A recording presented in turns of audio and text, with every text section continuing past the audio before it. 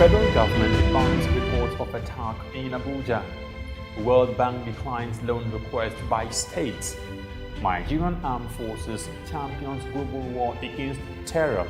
And in sports, Aqua United coach applauds team despite exit from CAF tournament. Welcome to the AM News on Television Nigerian. I am Nten Ekpan with the details. The federal government has debunked reports of a planned attack by members of the Islamic Movement of Nigeria on residents of the Federal Capital Territory. The government's position came during this week's Federal Executive Council meeting in Abuja. Addressing issues on the incessant killings and insecurity in the Federal Capital Territory, Minister of Interior Abdulrahman Dambazao said adequate measures have been taken to ensure the safety of lives and property of all citizens in the FCT. He advised residents to ignore any alert of impending attacks. The Executive Cabinet also approved contract for the purchase of 8 rapid intervention vehicles for the Federal Fire Service worth 280 million naira. The Council also approved 33 billion naira for Bida Lakpai Lambata Road in Niger State. As part of efforts to finding a lasting solution to the farmers' herdsmen clashes in Nigeria, President Muhammadu Buhari will host a ECOWAS conference on farmers' herders clashes, which will open on April 26. The World Bank has declined loan facility requested by 14 states in Nigeria. The bank's decision reportedly follows the refusal by the Senate to sanction the loan agreement between the bank and Kaduna State government. Speaking on the matter, Kaduna State Deputy Governor Bala Bantex said the World Bank has decided not to give any of the remaining 13 states if Kaduna is to be exempted. Bantex told lawmakers in the state that Kaduna has remained a trailblazer in several respects. Of the 14 states that applied for the World Bank loan, he said Kaduna met over 90% of total demands. The Nigerian Armed Forces is said to be championing the global war against terror.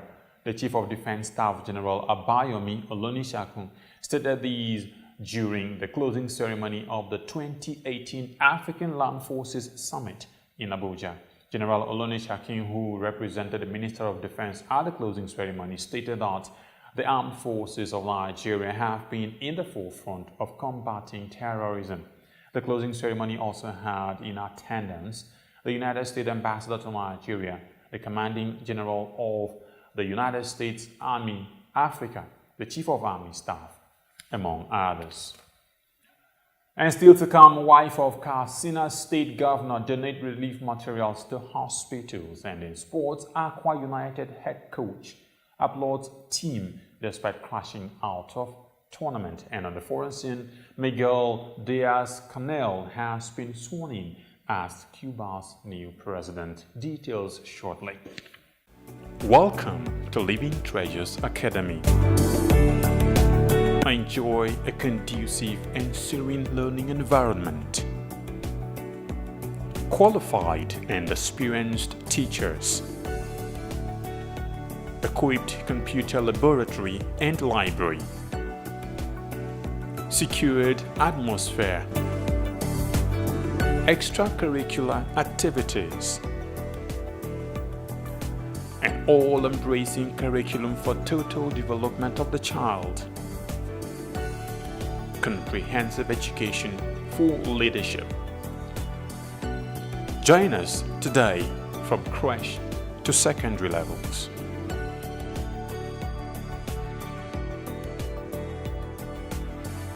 Living Treasures Academy, committed to excellence. Wife of Katsina State Governor Hadiza Aminu Masari has donated mattresses and nutrition supplements to a health facility as part of efforts towards improving the health conditions of people residing in rural communities. Mrs. Masari says the donation of the items was a response of an earlier request made when she paid a visit to the Matazu Primary Health Care Center. She called on wealthy individuals to always remember contributing their quota in developing or improving the general living conditions of people residing in their grassroots community.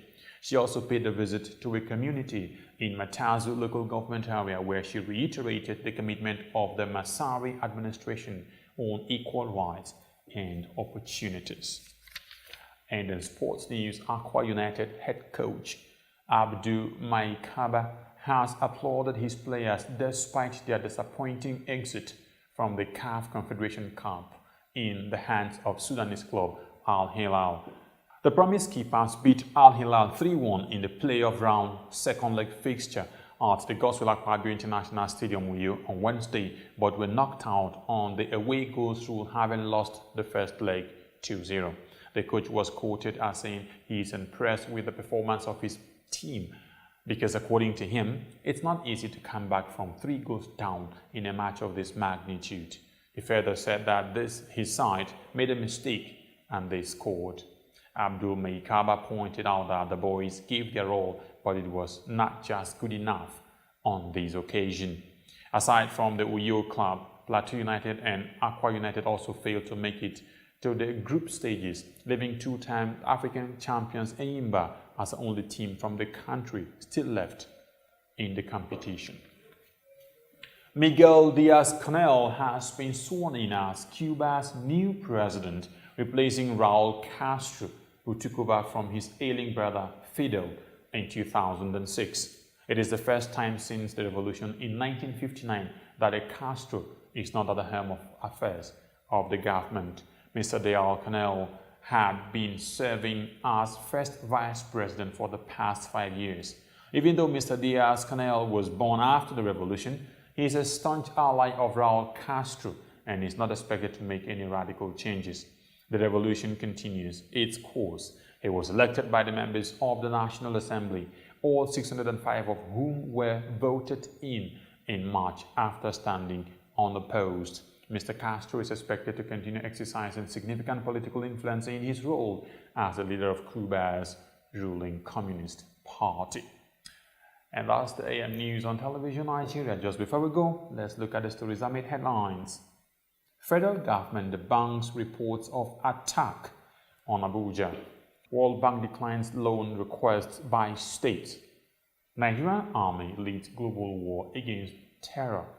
And in sports, Aqua United coach applauds team despite exit from CAF tournament. Do you remember there are 2 great days in a person's life? The day we are born and the day we discover why we were born. I am 10 Ekban. Do have a pleasant morning.